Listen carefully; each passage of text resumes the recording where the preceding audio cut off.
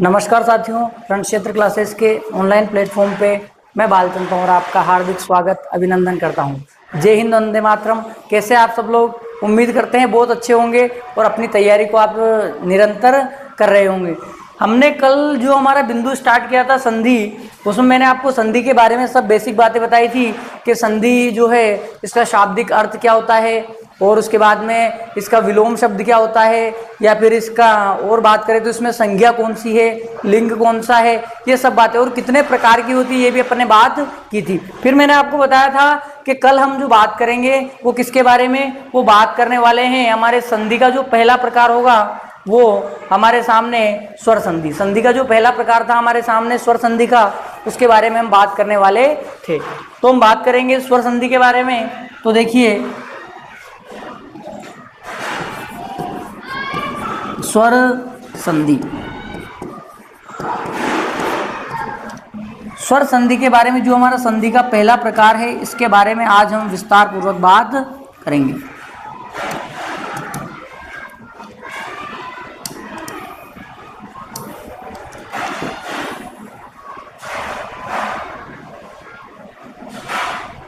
देखिए, स्वर संधि के बारे में मैंने कल आपको बताया था, जो 6 जोड़े आपको बताए थे वर्णों के बारे में, उसमें से पहला था, मैंने आपको बताया था कि पहला जो जोड़ा हमारे सामने था वो था स्वर के साथ किसका योग होगा, स्वर का योग। ये वाला जोड़ा जो आपके सामने था, ये वाला जोड़ा जो आपके सामने था कि स्वर के साथ किसका योग होगा, स्वर का योग। अर्थात मैं कह सकता हूं कि यदि प्रथम पद का अंतिम वर्ण भी स्वर हो और द्वितीय पद का प्रथम वर्ण भी जो स्वर हो और उसके बाद जो मेल होगा वो हमारी क्या कहलाएगी, स्वर संधि कहलाएगी। ये मैंने आपको कल बताया था। अगर अपन इसकी परिभाषा की बात करें तो क्या याद रखना है कि स्वर के साथ किसका मेल होगा, स्वर के साथ मेल होगा हमारे किसका, स्वर का। स्वर के साथ किसका मेल होगा, स्वर का। अब देखिए, अगर हम इसकी परिभाषा की अगर बात करें,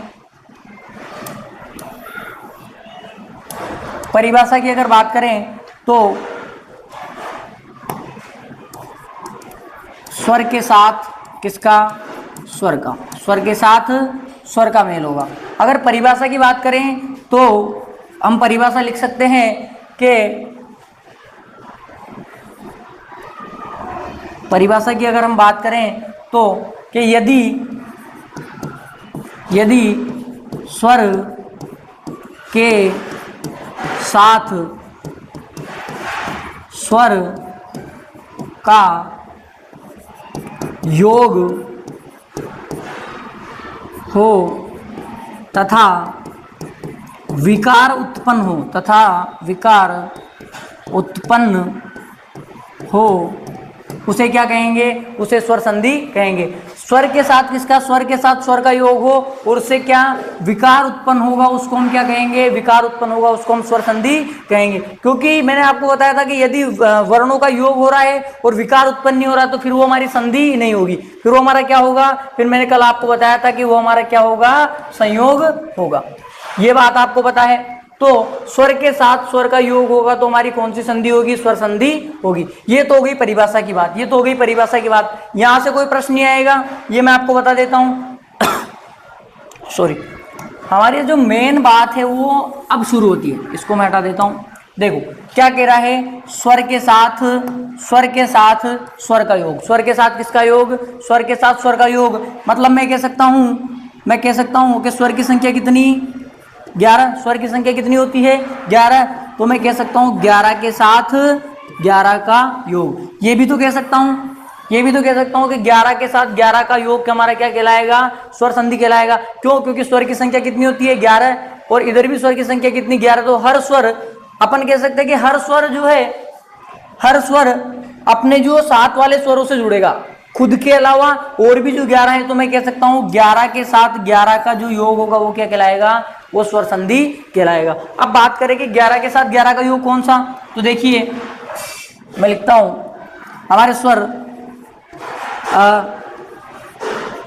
आ, ई, दीर्घ ई, ऊ, दीर्घ ऊ, री, ए, आई, ओ और औ। ये हमारे स्वर हैं, ये हमारे 11 स्वर हैं। ये हमारे क्या हैं, ये हमारे 11 स्वर हैं।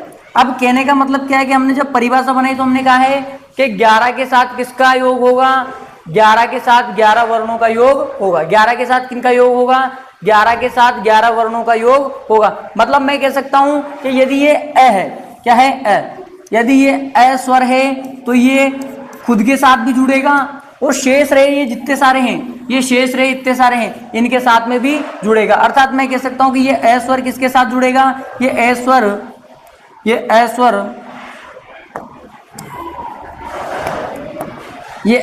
11 के साथ जुड़ेगा। और वैसे ही आ भी 11 के साथ, ऐसे सारे के सारों को अपन क्या है एक दूसरे के साथ जोड़ेंगे। ऐसे हम इनको एक दूसरे के साथ जोड़ेंगे। देखिए कैसे, अगर हम बात करें और इसी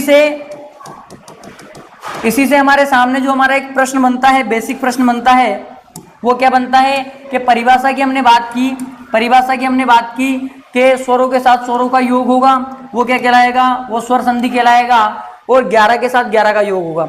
एक प्रश्न आता है कि प्रकार के बारे में, ये जो स्वर संधि है इसके प्रकार कितने होते हैं। एक प्रश्न यहाँ से बेसिक प्रश्न पूछा जाता है कि स्वर संधि के प्रकार कितने होते हैं। तो अपने से पूछे तो मैं आपको बताऊं कि हिंदी में स्वर संधि के 5 प्रकार होते हैं। हिंदी में स्वर संधि के कितने प्रकार होते हैं, हिंदी में स्वर संधि के 5 प्रकार होते हैं। अब बहुत सारे हमारे जो मूल भाषा के साथी हैं या जिन जो संस्कृत वाले हैं उनके दिमाग में ये कतई नहीं आना चाहिए कि सर आप तो 5 बता रहे हो, हमने तो 7 पढ़ा है। बिल्कुल मूल भाषा जो है हमारी, उसमें जो संधि के कितने प्रकार होते हैं, स्वर संधि के 7 प्रकार होते हैं। लेकिन अपने हिंदी में कितने होते हैं, हिंदी में 5 ही प्रकार होते हैं। ये 5 ही प्रकार होते हैं या 5 प्रकार होते हैं ये सिर्फ नहीं बता रहा, ये 5 ही प्रकार क्यों हुए ये मैं आपको सामने बताने वाला हूं। तो शुरू करते हैं। तो कितने प्रकार हो गए, 5। अब देखिए 5 प्रकार कौन कौन से हैं, वो जब हम जोड़ेंगे तब हमें पता चलेगा। देखो अब मैं क्या करता हूं, अब मेरे को उनको जोड़ना है, आपस में जोड़ना है। तो चलो शुरुआत करते हैं कि मैं अ के साथ किसको जोड़ता हूं, आ को। देखिए मैं अ के साथ यदि आ को जोड़ता हूं, या फिर आ के साथ किसको जोड़ता हूं, अ को, या फिर आ के साथ किसको जोड़ता हूं, अ को, या फिर आ के साथ किसको जोड़ता हूं, आ को, या फिर अ के साथ किसको जोड़ता हूं, अ को, अ के साथ किसको जोड़ता हूं, अ को। तो मैं यदि इन सबको आपस में जोड़ता हूं तो हमारे सामने एक ही बात आएगी, चाहे अ को आ से जोड़ो या आ को अ से जोड़ो या आ को आ से जोड़ो या अ को अ से जोड़ो, तो हमारे सामने क्या बन के आएगा, हमारे सामने हमेशा क्या, आ बन के आएगा। हमारे सामने हमेशा क्या बन के आएगा, आ बन के आएगा। देखो किससे, यदि अ को आ से जोड़ेंगे फिर भी आ बनेगा, आ को अ से जोड़ेंगे फिर भी आ बनेगा, आ को आ से जोड़ेंगे फिर भी आ बनेगा, और अ को अ से जोड़ेंगे फिर भी क्या बनेगा, आ बनेगा। बात समझ में आ गई।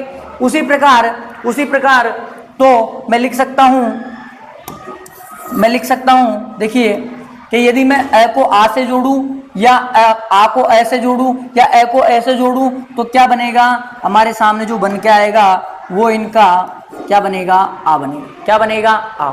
ऐसे ही यदि मैं ई को दीर्घ ई से जोड़ूं या दीर्घ ई को लघु ई से जोड़ूं तो हर कंडीशन में मेरे सामने जो बन के आएगी वो आएगी दीर्घ ई। क्या बन के आएगी, दीर्घ ई, दीर्घ ई बन के आएगी। वैसे ही अगर मैं कहूं कि यदि मैं लघु ऊ को दीर्घ ऊ से जोड़ूं या दीर्घ ऊ को लघु ऊ से जोड़ूं, है ना, या दोनों तरफ लघु ऊ हो या दोनों तरफ दीर्घ ऊ हो, तो इस कंडीशन में जो हमारे सामने बन के आएंगे वो हमारे सामने जो बनेगा वो हमेशा क्या बनेगा, दीर्घ ऊ बनेगा। हमेशा क्या बनेगा, दीर्घ ऊ बनेगा। अब देखो री के समान स्वर नहीं है, री के समान स्वर नहीं है। यदि री के समान स्वर जो हमारे मूल भाषा में होता है और वो दोनों आपस में जुड़ते हैं तो दीर्घ री हमारे सामने आता है। लेकिन यदि समान स्वर को समान स्वर से अगर मैं जोड़ता हूं तो उसका दीर्घ रूप हमारे सामने बनकर आता है। उसका कौन सा रूप, उसका दीर्घ रूप हमारे सामने बनकर आता है। दीर्घ रूप हमारे सामने बन के आता है। अब इससे आगे हम लांग के नहीं जाएंगे, तो देखिए कि यदि मैं कह सकता हूं कि यदि मैं समान स्वर को समान स्वर के साथ जोड़ता हूं, समान स्वर को समान स्वर के साथ जोड़ता हूं तो उसका हमेशा मेरे को एक दीर्घ रूप बनकर सामने आएगा। और ये दीर्घ रूप बनना ही क्या बन रहा है, दीर्घ रूप बन रहा है और क्या जुड़ रहा है, स्वर जुड़ रहे हैं, और जुड़ना क्या कहलाता है, संधि कहलाता है। जुड़ना क्या कहलाता है, संधि कहलाता है। तो हमारे सामने स्वर संधि का पहला प्रकार आता है दीर्घ स्वर संधि। स्वर संधि का पहला प्रकार आता है दीर्घ स्वर संधि। और इसकी परिभाषा की अगर हम बात करें तो परिभाषा क्या होगी कि यदि समान वर्णों को या समान स्वरों को जोड़ा जाए तथा हर बार क्रम से उनका दीर्घ रूप हमारे सामने आता है या दीर्घ रूप में वो परिवर्तित हो जाते हैं तो उसे दीर्घ स्वर संधि कहते हैं, उसे दीर्घ स्वर संधि कहते हैं। ये बात आपके समझ में आनी चाहिए। ये हमारी जो संधि का पहला प्रकार है, संधि का पहला प्रकार आपके सामने आ जाता है दीर्घ स्वर संधि। दीर्घ स्वर संधि आपके सामने आ जाता है। ये हमारी संधि का पहला प्रकार है। देखिए, आराम से देखिए, स्क्रीनशॉट लीजिए इसका।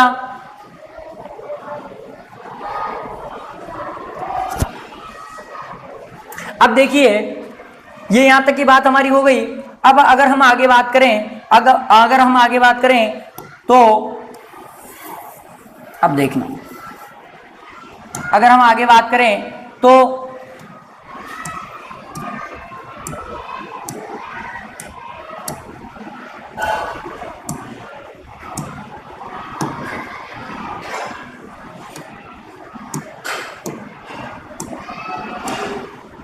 अब देखो, अब मैं अपन ने क्या किया कि इन दोनों को आपस में जोड़ लिया, इन दोनों को भी आपस में जोड़ लिया, इन दोनों को आपस में जोड़ लिया।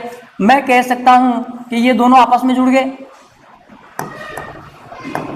ये दोनों आपस में जुड़ गए। अब ये दोनों आपस में तो जुड़ गए, लेकिन अपन ने क्या पढ़ा था, अपन ने कहा था कि ये आपस में जुड़ने के साथ साथ बाकी बच्चे सभी से भी जुड़ेंगे। आपस में जुड़ने के साथ साथ बाकी जो बच्चे हैं, बाकी बच्चे उन सभी से भी जुड़ेंगे। तो अब देखो, ये आपस में तो जुड़ गए, अभी आपस में जुड़ गए।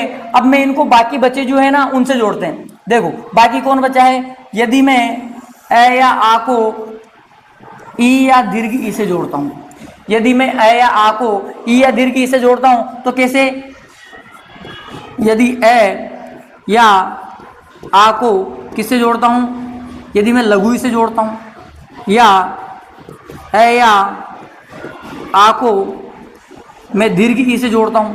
समझ गए, ए या का मतलब समझ गए ना, ए को लघु ई से जोड़ लो या आ को लघु ई से जोड़ लो, ए को दीर्घ ई से जोड़ लो या आ को दीर्घ ई से जोड़ लो।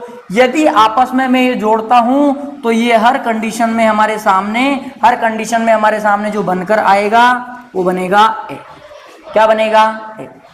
यदि मैं ए या आ को ई या दीर्घ ई से जोड़ता हूं तो हमारे सामने जो बनकर आएगा वो क्या बनता है, ए बनता है। क्या बनता है, ए। क्या बनता है, ए। ये हमारी कंडीशन हुई पहली। अब ए या आ को ई दीर्घ ई से जोड़ लिया, ठीक है, ए या आ को ई दीर्घ ई से जोड़ लिया, ठीक है। अब मैं ए या आ को जोड़ता हूं, ए या आ को जोड़ता हूं ऊ दीर्घ ऊ से। ए या आ को किससे जोड़ता हूं, ए या आ को जोड़ता हूं ऊ दीर्घ ऊ से। तो यहाँ कंडीशन बन जाएगी कि यदि ए के बाद में लघु ऊ हो या ए के बाद में क्या हो, दीर्घ ऊ, या आ के बाद में लघु ऊ हो या आ के बाद में दीर्घ ऊ हो। अगर ये कंडीशन आती है, अगर ये कंडीशन आती है तो हर कंडीशन में हमारे सामने जो बनकर आएगा, हर कंडीशन में हमारे सामने, हर स्थिति में हमारे सामने जो बनकर आएगा वो हमारा होता है ओ। क्या बनेगा, ओ। यदि ए या आ को ऊ या दीर्घ ऊ के साथ जोड़ा जाए तो हमारे सामने क्या बन के आता है, हमारे सामने ओ बन के आता है। हमारे सामने क्या बन के आता है, हमारे सामने ओ बन के आता है। हमारे सामने क्या बन के आता है, ओ। अब देखिए, इसको मैं हटा देता हूं, हमारे सामने ओ बन के आता है। देखिए कि यदि थोड़ा सा ऊपर कर देते हैं इसको, यदि ए या आ को ऊ या दीर्घ ऊ के साथ जोड़ता हूं तो हमारे सामने क्या बन के आता है, ओ। हमारे सामने क्या बन के आता है, ओ। अब ओ बन के आता है, इसके बाद ए या आ को मैं वापस जोड़ूंगा किसके साथ, री के साथ। ए या आ को मैं किसके साथ जोड़ूंगा, या तो ए के बाद में हमारे सामने री हो, ए के बाद में हमारे सामने री हो, या आ के बाद में हमारे सामने क्या हो, री हो। यदि ऐसी कंडीशन आती है तो हर बार हमारे सामने जो बनेगा वो क्या बनेगा, अर। क्या बनता है, अर। अभी तक हमें ये समझ में आ रहा था कि एक एक बनता है, अब हमारे सामने क्या बन गया 2। तो अ या आ के बाद में अ या आ को यदि मैं री से योग कराता हूं, अ या आ को यदि मैं री से योग कराता हूं तो हमारे सामने जो बनकर कंडीशन आती है, हमारे सामने जो बनकर कंडीशन आती है वो कौन सी कंडीशन है, वो है अर। वो क्या है अर, वो हमारे सामने कंडीशन क्या है अर। अब यहां तक की बात आ गई। अब कौन कौन बचे, यदि मैं अ या आ को, यदि मैं अ या आ को ए या आई से जोड़ता हूं, यदि मैं अ या आ को, यदि मैं अ या आ को किससे जोड़ता हूं, ए और आई से जोड़ता हूं, तो देखो अ के साथ ए हो, चाहे अ के साथ ए हो, आ के साथ, या अपन डायरेक्ट अगर ऐसे लिख सकते हैं, डायरेक्ट अगर अपन ऐसे लिख सकते हैं कि यदि ए या आ के बाद में चाहे आपको ए दिख जाए या फिर क्या दिख जाए, आई दिख जाए, तो ए दिख जाए या आई दिख जाए, अगर ऐसी कंडीशन होती है ए या आ के बाद में ए दिख जाए या आई दिख जाए, अगर ऐसी कंडीशन होती है तो हमारे सामने जो बनकर आता है वो क्या बनता है आई।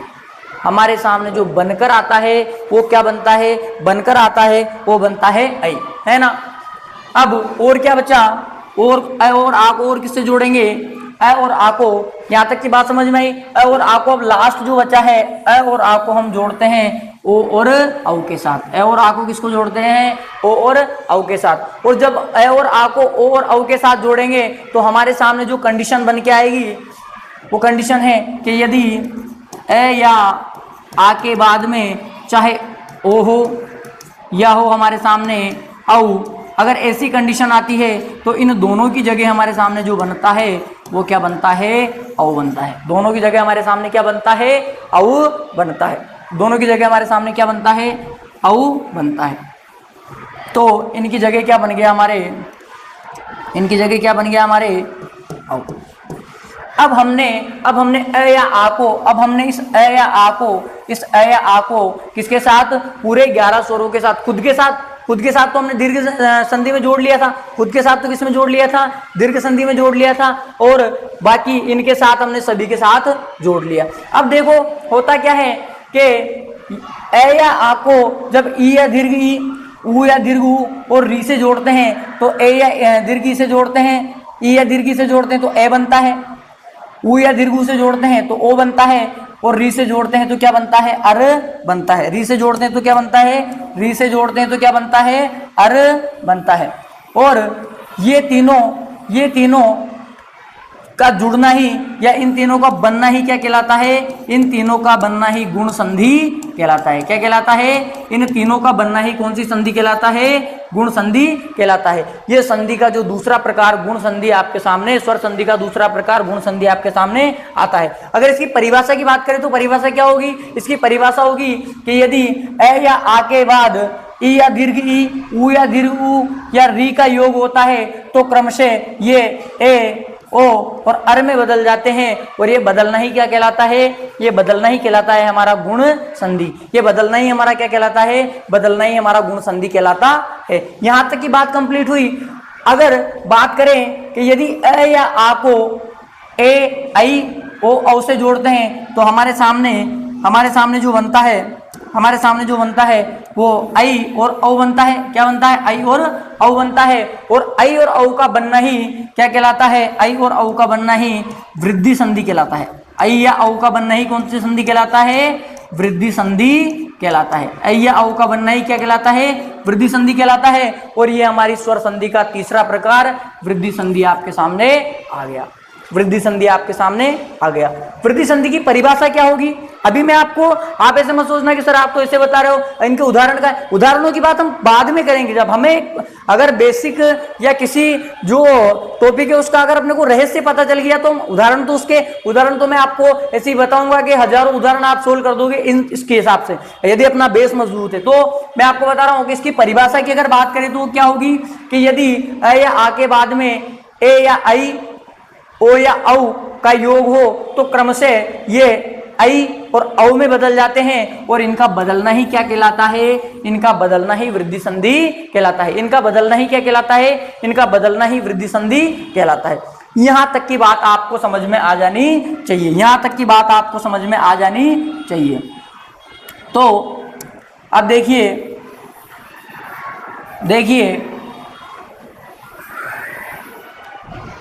चलो अगला ले लेते हैं।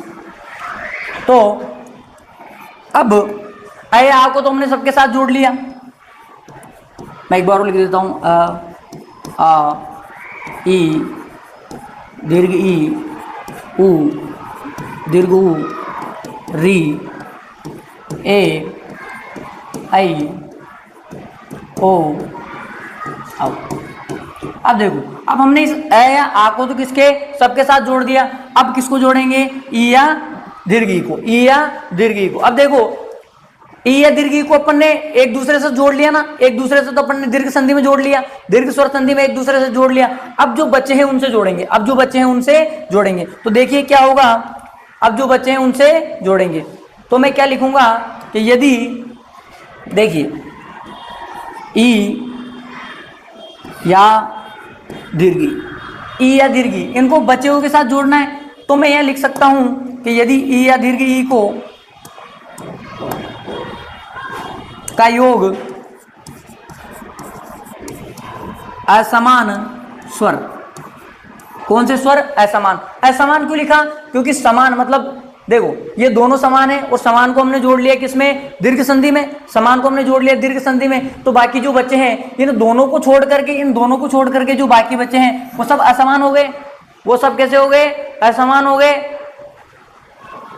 वो सब कैसे हो गए, असमान हो गए। तो असमान की अगर हम बात करें तो 2 को छोड़ दिया जाए तो कितने बच्चे हैं, 2 को छोड़ दिया जाए तो हमारे सामने कितने बच्चे हैं, 9 बच्चे हैं। यदि ई या दीर्घ ई के बाद कोई भी असमान स्वर योग करता है तो ये दोनों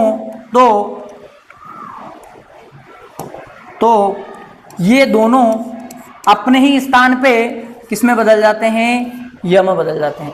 अपने स्थान पे किसमें बदल जाते हैं, यम में। कब, जब ई या दीर्घ ई के बाद में कोई भी असमान स्वर योग करता है तो ये अपने ही स्थान पे किसमें बदल जाते हैं, ये में बदल जाते हैं। और पीछे क्या है, ये में बदलने के बाद पीछे क्या है, पीछे स्वर है भाई, असमान स्वर है। उस स्वर की क्या होती है, मात्रा। तो ये जो पीछे वाला स्वर रहेगा इसकी इसमें क्या लगा दी जाती है, इसमें मात्रा लगा दी जाती है।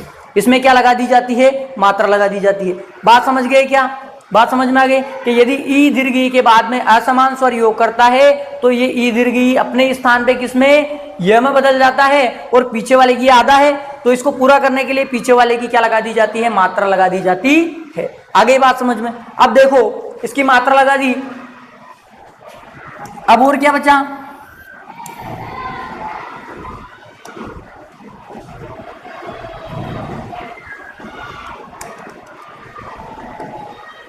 और क्या बचा, देखो ये इसको जोड़ लिया। इसके बाद क्या बचा, उ या दीर्घ उ। तो मैं लिखूं कि यदि उ या दीर्घ उ या दीर्घ उ को बाद में यदि असमान स्वर योग करते हैं, यदि कौन, असमान स्वर योग करते हैं। और असमान कितने होंगे, इसमें भी 9, क्योंकि समान को अपन ने जोड़ लिया दीर्घ संधि में तो बच्चे कितने, 9। 11 में से 2 गए तो कितने, 9। यदि ये भी उ दीर्घ उ के बाद में असमान स्वर योग करता है तो इस उ या दीर्घ उ अपने ही स्थान पे वह में बदल जाता है, अपने स्थान पे किसमें, वह में बदल जाता है। और पीछे वाला जो स्वर रहेगा इस पीछे वाले स्वर की इसमें क्या लगा दी जाती है, पीछे वाले स्वर की इसमें मात्रा लगा दी जाती है। पीछे वाले स्वर की इसमें क्या लगा दी जाती है, पीछे वाले स्वर की इसमें मात्रा लगा दी जाती है। अब और आगे देखिए, इसको ले लिया, अब बचा कौन सा, री। अब बचा कौन सा, री। यदि मैं लिखूं कि री का देखो, अब इसका समान तो कोई है नहीं, समान तो कोई है नहीं, तो अपन लिखेंगे री का असमान स्वर से योग। अगर री के बाद कोई असमान स्वर हो तो अब इसमें असमान की संख्या कितनी हुई मेरे को बताओ। तो इसमें असमान की संख्या, यहाँ 9 लिख रहे थे, इधर असमान की संख्या कितनी हो गई, 10। इसमें असमान की संख्या कितनी हो गई, 10। और यदि री के बाद में कोई भी असमान स्वर जो योग करता है तो ये री अपने ही स्थान पे किसमें बदल जाता है, ये अपने ही स्थान पर रे में बदल जाता है। और रे में बदलने के बाद जो पीछे वाला जो स्वर रहेगा उसकी क्या लगा दी जाती है, उसकी इसमें मात्रा लगा दी जाती है। उसकी इसमें क्या लगा दी जाती है, मात्रा लगा दी जाती है। यहां तक इनका हमने सभी के साथ योग कर लिया, यहाँ तक इनका हमने सभी के साथ योग कर लिया। और ये सारा ये अपने आप में बदलना ही क्या कहलाता है, ये बदलना ही क्या कहलाता है, ये सब बदलना, ये अपने स्थान पे बदलना, क्या बदलना, ये ई और ई के स्थान पे ये, ऊ दीर्घ के स्थान पे वह और री के स्थान पे रे बदलना ही क्या कहलाता है, यण संधि कहलाता है। कौन सी संधि कहलाता है, यण संधि कहलाता है। कौन सी संधि कहलाता है, यण संधि कहलाता है। और ये आपके स्वर संधि का चौथा प्रकार आपके सामने आ गया, कौन सा, यण संधि। स्वर संधि का चौथा प्रकार आपके सामने आ गया, कौन सा, यण संधि। ये आपके सामने आ गया। आगे बात समझ में। अब बचे क्या हमारे पास, अब देखो यहां तक के जो है इन सबका अपन ने खुद के साथ और बाकियों के साथ योग कर दिया, खुद के साथ और बाकियों के साथ योग कर दिया। अब कौन बचे हैं, अब ये बचे, अब ये बचे हैं, ये चारों बचे हैं, है ना। तो देखिए क्या बचा है, ए, है ना, आई, चलो इधर लिख देते हैं ना, ए आई, ए आई ओ औ, ये चारों बचे हैं, ए आई ओ और औ, ये चारों बचे हैं। अब देखो इनका अपन ने योग किसी के साथ नहीं किया अब तक, इनका अपन ने योग किसी के साथ, और इनका कोई समान स्वर भी नहीं है, इनका कोई समान स्वर भी नहीं है। तो हम लिखेंगे कि यदि, हम लिखेंगे कि यदि ए के बाद अब हम आगे जो लिखेंगे, ए के बाद कोई भी स्वर, ए के बाद क्या आ जाए, कोई भी स्वर, ए के बाद में कोई भी स्वर आ जाए, चाहे ए के बाद ए ही क्यों ना आ जाए, ए के बाद कोई भी स्वर आ जाए, मतलब चाहे ए के बाद ए ही क्यों ना आ जाए, है ना। और आई के बाद भी कोई भी स्वर, कोई भी स्वर, तो कोई भी स्वर मतलब 11 में से कोई सा भी हो सकता है, इधर भी 11 में से कोई सा हो सकता है। ओ के बाद भी मैं लिखूं, ओ के बाद भी कोई भी स्वर, कोई स्वर अर्थात 11, और औ के बाद भी कोई स्वर, औ के बाद भी कोई स्वर, अर्थात कितने हो गए, इधर भी हमारे सामने कितने हो गए, 11। यदि ऐसी कंडीशन हमारे सामने आती है कि यदि ए के बाद कोई भी स्वर हो, तो ये ए अपने स्थान पे, ए अपने स्थान पे किसमें बदल जाता है, ए अपने स्थान पे आई में बदल जाता है। ए अपने स्थान पे क्या, किसमें बदल जाता है, आई में बदल जाता है। और पीछे वाला जो स्वर रहेगा, इस पीछे वाले स्वर की क्या लगा दी जाती है, पीछे वाला जो स्वर रहेगा, इस पीछे वाले स्वर की लगा दी जाती है इसमें मात्रा, पीछे वाले स्वर की क्या लगा दी जाती है, मात्रा लगा दी जाती है, क्योंकि हलंत है इसलिए। और ऐसा ही इधर है कि यदि ए के बाद में कोई भी स्वर हो तो ए किस में बदलेगा, आई में, ए किस में बदलेगा, आई में। और यदि आई के बाद में कोई भी स्वर हो तो आई के बाद यदि कोई स्वर योग करता है तो आई अपने स्थान पे किसमें, आई अपने स्थान पे, आई अपने स्थान पे आई में बदल जाता है, आई अपने स्थान पे किसमें बदल जाता है, आई में बदल जाता है। और आई में बदल जाता है, और ये पीछे वाला जो स्वर रहेगा, इस स्वर की क्या लगा दी जाती है, इस स्वर की मात्रा लगा दी जाती है, इस स्वर की क्या लगा दी जाती है, मात्रा लगा दी जाती है ना। ये कंडीशन हमारे सामने आई कि ए के बाद में कोई भी स्वर आएगा तो ए अपने स्थान पे आई में बदल जाएगा, और पीछे वाले की मात्रा। और ओ के बाद कोई, अब देखो अब इधर ये आई के बाद कोई भी स्वर आएगा तो आई अपने स्थान पे आई में बदलेगा, और कोई भी स्वर रहेगा तो उसकी क्या लगा देंगे, मात्रा लगा देंगे। ये दो कंडीशन, नंबर 1, ये दो कंडीशन हमारे सामने आई। अब देखो, अब अगली कंडीशन की हम बात करें, अगली कंडीशन की हम बात करें तो तीसरे नंबर की। तीसरी कंडीशन क्या कहती है कि यदि ओ के बाद कोई भी स्वर हो तो ओ अपने स्थान पे, वो अपने स्थान पे औ में बदल जाता है, वो अपने स्थान पे काई में बदल जाता है, औ में बदल जाता है। और जो पीछे वाला जो स्वर रहेगा, इस पीछे वाले स्वर की क्या लगा दी जाती है, इसमें पीछे वाले स्वर की इसमें मात्रा लगा दी जाती है, पीछे वाले स्वर की क्या लगा दी जाती है, मात्रा लगा दी जाती है।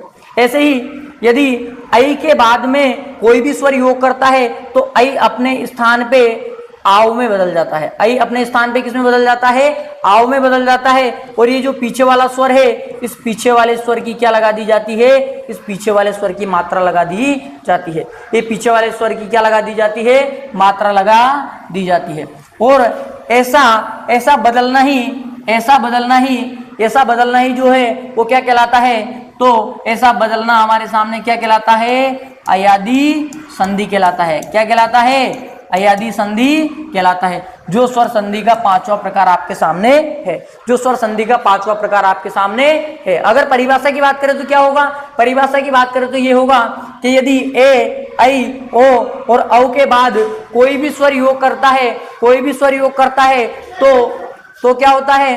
कोई भी स्वर अगर योग करता है तो क्रमशः आई, औ और आव में ये बदल जाते हैं, है ना। और ऐसा बदलना ही क्या कहलाता है? अयादी संधि कहलाता है। ये हमारे जो संधि के जो अपन ने पढ़े थे स्टार्टिंग में, मैंने आपको बताया था कि संधि के जो 5 प्रकार हैं वो हमारे सामने आते हैं। 5 प्रकार में कौन कौन से? देखो 5 प्रकार में पहला कौन सा?